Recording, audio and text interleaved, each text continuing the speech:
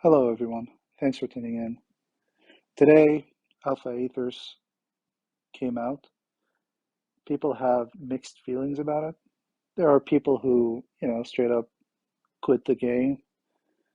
There are people that started limit breaking Salmon Loki for some reason.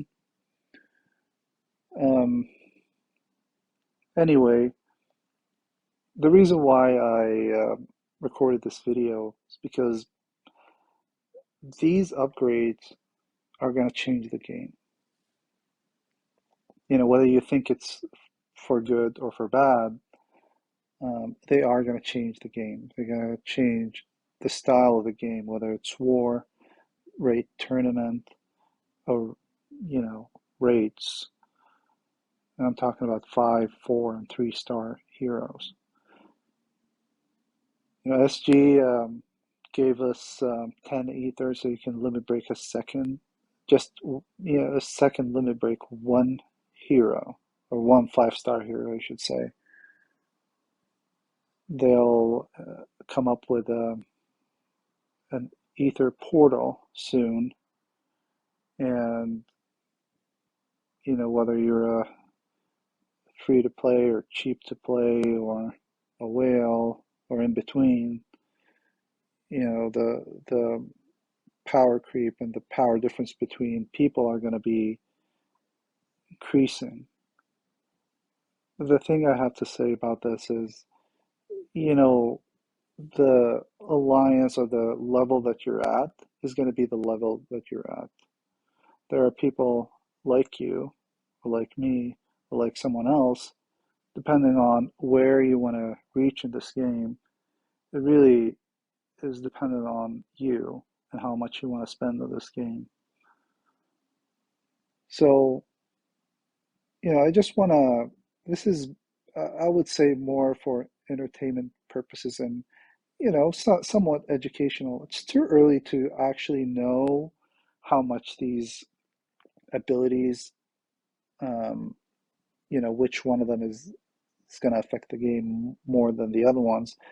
But, based on initial reading of these abilities, I did a few battles, on our group and line. Um, some of our group members have had some battles with some of those second limit broken heroes and some of their abilities. And yeah, I will say it's not as scary as it was. Nevertheless, it's still too early to know, especially when you play wars and when you face those enemy teams that are synchronized to the same tank, or same flanks or same strategy. It's really too early to tell. So we'll just have to see. So the criteria I used to um, kind of put this countdown um, are based on 4 criteria. The first one is um, how how is this ability going to affect the game or the strategy of the game. Second one is the heroes that are actually in that ability category, and how compatible are these heroes with this ability. For example, if you have an attack up, one of those is an attack up, and you have a hero that's a healer. It's a good ability, but the healer in this category is really not going to benefit from this attack up. So, and last thing is accessibility of these heroes. So if you have a hero that's, accessible, that'll give us an additional points. If it's a hero that's coming in a portal with, a 0.2% chance of getting them, that definitely is going to give it less points. So without further ado, let's get to the countdown. Number 10. This is ailment or ailment reflect. So we know this ability from multiple heroes. One of the most annoying one is Ferdinand. This is also in Hawthorne. Um, Zhang Fei has defense down reflect, but this reflects every element. I think this is a great ability, especially for 6 turns. It can reflect any ailment that you can, give to this hero, including, mana um, um, ailments. This can be useful in Rush War. The only problem is there's only one hero in this so far, which is the Hatter. Hatter is not typically a hero that's used in defense. You might see it in some defenses in lower ranked play, but in the high ranked play, you don't see him. Um, but I see him being useful in Rush War, especially with this ailment reflect and with all the Ludwigs and Alfreich. So he would be useful. So for that, I gave him number 10. So in number 9, we have Rage.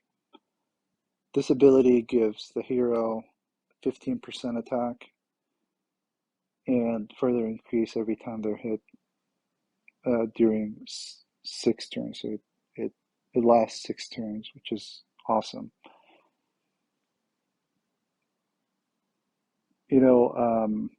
One of the heroes that were notorious for rage was Eminem back when I was overhealing, and honestly, it was a little overpowered. And one of the most annoying abilities, in addition to the overheal that she used to give, is the rage ability. The more you hit the heroes, the more you're gonna get a lashback. And in this list, I don't see a groundbreaking hero here. The only one, honestly, that I see here that might be viable is Custom Magni, the second one. And, I see him in defenses, especially in the flank, not necessarily in tank position. And, he's going to dish out a lot of damage. One thing you have to keep in mind is you have to limit break them a second time, so their stat is going to go up, so their attack is going to go up, and with rage, that's going to even further make their attack increase. The other one that's possible is Cleaver, the Fiend. Um, um, he gives fiends to his enemies, and his attack is not that high, but with attack stat up, along with the rage, he's going to dish out a lot of damage too. So for that, I gave it number 9. Number 8, we have Attack Up. Now, Attack Up gives 20% attack to the hero for 6 turns. Now, while this ability is great, I don't think it's going to be game changing. And it's nice to have the additional attack, but honestly, I don't think it's going to change much of the game. Um, it might be useful for the heroes that give a lot of damage. One of them is Kongola and Esset. Erlang is a good hero. Most of these heroes that are, I'm talking about Esset and Kongola, that dish out a lot of damage. They're very slow, and probably by the time they charge up their attack, the ability is going to be gone by then. So in Rush, it might be useful for those heroes, but for other heroes, 20% attack is good, but it's not going to be game changing, and that's why it gets number 8 and not higher. So number 7 is damage reduction. And this ability reduces all damage to this hero by 10% for 6 turns. The reason why this is good is the heroes that are in this category, and specifically tank heroes. So the 2 5-stars that or 3 5-stars that I see are useful. We have Anzia, which is one of the element heroes, and this is one of those of that I was saying, 0.2% chance to pull, so you don't see her a lot. You have Liu Bei. There's a lot of Liu Bei out there, so it's a good ability to have for him to fire. And Custom Sith. Custom Sith is a great hero. She gives mana in addition, and then she reduces damage once she fires off. And talking about other categories, you have the second costume of Li Shu, and the notorious Trevel that made a lot of people quit the game. And now you can have damage reduction, which will make him harder to kill. So that's for that. Number 6 is Vampire. So this hero that has this ability heals 100% of dealt normal damage for 6 turns. So this is similar to Aeger's ability to heal from normal damage. This makes the hero more survivable, from regular tiles.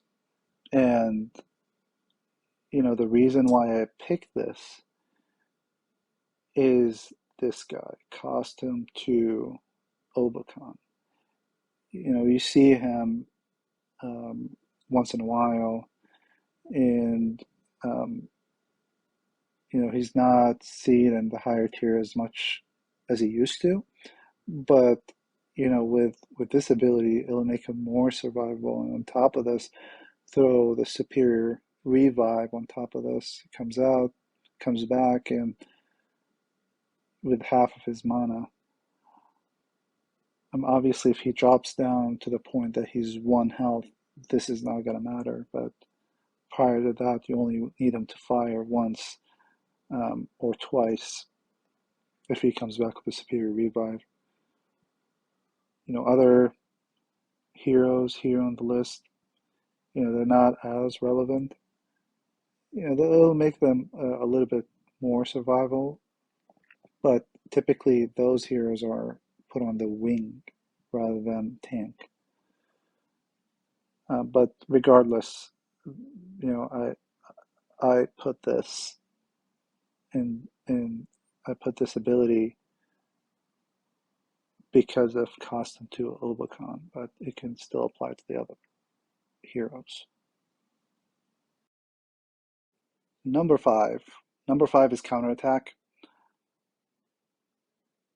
Counterattack, this ability has the hero counterattacking with 60% of the damage dealt for 6 turns. This is, if you want to imagine how much is 60%, I believe is the same as Liu Bei's minions. So it's an awesome ability. None of these none of these people, I mean, ideally you want this to be on a hero that is a tank. Obakan is awesome. Costume to Obakan is way superior just because of that superior revival and reflect damage. Still, Obakan is a good hero and can use counterattack, and it can be so annoying if you have it in the beginning. You can't just dump tile into him without receiving tons of damage. One other one that I see as a potential is Costume to Elkinen. Costume to Elkinen is a pretty beefy hero and dishes out a lot of damage. So I can see him as, getting this counterattack as a tank position and, getting charged up by a few tiles while damaging the enemy and then dishing out a lot of damage with less healing. And then you have other heroes in the flank that can finish off the enemy. Um, in the 4-star variety, it'll be awesome because you have Lu Shu, which you see um, very commonly, and Cypress too. You see a lot of Cypress. That's pretty much it on this category.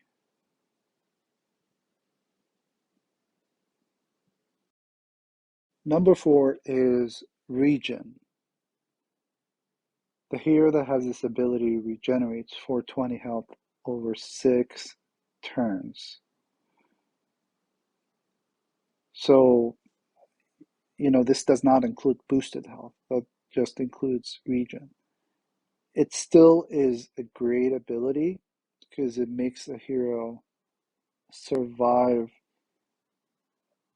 a few turns after getting tiles dumped into that hero until they can fire. This ability is good, I believe, for heroes that can, you know, do their job and then, fire their special and then they're done. One example of this is Kufo. So Khufu is going to be really scary when he has this ability. And again, I'm saying this again, but remember, there's a stat boost from the second limit break. And, I've seen Khufu fire off as a second limit break. And he is devastating. He's just going to destroy your whole team. So this is a great ability for him. One other one is Soso, and Benyu too is good. You can use the heal. Might not be as useful for Benyu, even though if you can put him on in tank position, 420 over 6 turn, that's, I want to say maybe 80 or something like that per turn. So it's not a lot. So you want to put it in a hero that's more in the flank or wing and not tank because it's not going to be as useful. Gosek, it can make him a little bit more survivable, but the problem is you want Gosek with low health more than higher health so he can deal a lot of damage. Hachiko is the same as Benu, really. And that is it for number 4. So now we're getting serious. We're getting to the top 3. So defense up at number 3. Zero gets 20% defense for 6 turns. So, getting 20% defense, I see this useful in tank heroes to help them more fire off their special. And the most notable heroes, and the reason why I chose this as number 3 is Anne, which is one of the most used heroes in the top alliances. And there's Arco, which some of the alliances use as tank. And he's going to be more survivable to fire off his special. And with Anne, she's going to have the stats of a second limit break. And she's going to just destroy everyone when she fires off. I've seen some Ojima tanks, and he's decent maybe in minion wars, but those are the most notable heroes that I see here.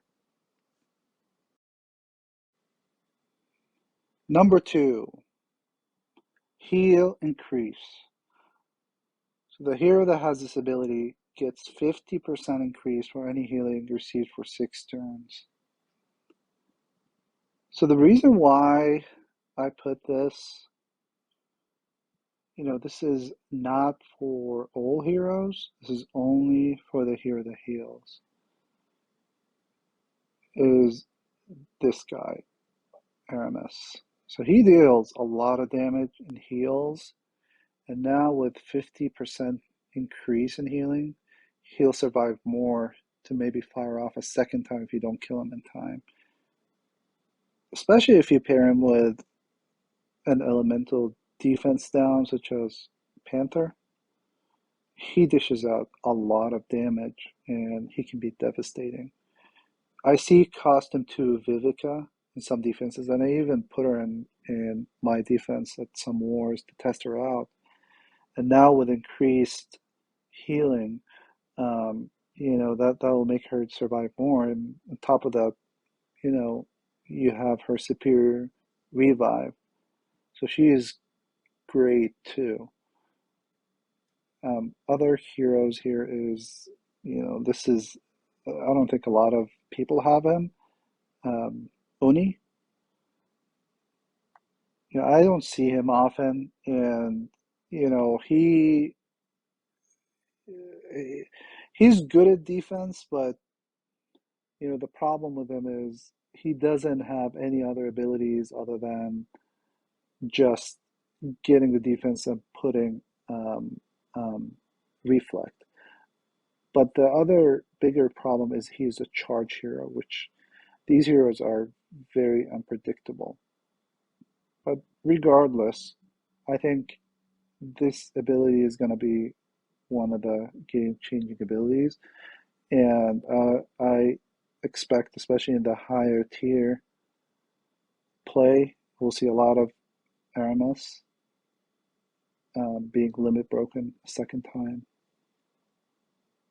And for this, I gave it number 2. Finally, at number 1 is none other than Taunt. So Taunt is the ability that got people worried the most. In the beta version, it was 6 turns, and they dialed it down a little bit to 4 turns. 4 turns is still on the cusp of being, game changing. And the reason I say that is because unless you have a dispeller, you're not going to be able to end the match right away. If you get your tiles in the beginning, the second turn, you still have to get rid of the taunter. And if you don't have a dispeller, tough luck, you're going to have to use all your abilities on that taunter, get rid of them, and then charge up again. Or you can wait the 4 turns. In this meta, it's a fast meta, so you'll find a lot of fast heroes as tanks and flanks and wings. And, by the 5th turn, you probably are going to charge up those heroes and they're going to fire off. So you need to get rid of that taunt hero. So I see this as one of the most game-changing abilities. It's still too early to tell, and I expect a lot of people to use this ability and second limit break Ludwig. Um, Ludwig is going to be awesome. You have to keep in mind that he's a slow hero. Um, you know, Other people will use custom BK or Black Knight. The advantage of Black Knight is he's an average hero, so he's going to charge up faster than Ludwig, and by the time his taunt runs out, he can charge up his own taunt and drop damage to 1. Obviously, Ludwig has the mana generation to the heroes next to him. Now, I don't see this useful as a tank if you have this ability, because you don't want that hero to be the tile dump frontier hero. You want him in the flank, preferably. Ludwig is not going to be useful in wing. Um, um, so I see it probably in flank, and even Black Knight in the wing, he might be good, but he might not have the chance to charge up his special. So I see them as a flank heroes, and not tank. So I think a lot of people are going to use this ability, and you know, you're going to have the Aether Portal. So I think the number one ability and the number two ability are going to be used the most. But, time will tell. We'll see what happens. And there are new heroes that are going to drop. I don't know what abilities are they going to acquire. This is going to change. Um, so we'll see. We'll see what happens and kind of assess um, um, after the first few wars. So this is a top 10 list I made for the new ethers. If you have any disagreements or have any other thoughts, or you think some of these abilities deserve to be higher, please let me know in the comment. I'd be interested to hear some more ideas and thoughts. Um, I started my channel about, I want to say a couple of weeks ago or 3 weeks ago or something like that. And I'm trying different things. I might try to do more commentaries in the future for war, and I might do some similar top 10 videos just because I find them a little bit more interesting. Um, if you can help me out, like and subscribe if you like the content. If you have any notes or you want something different, just let me know in the comments. Thank you for tuning in. Appreciate it.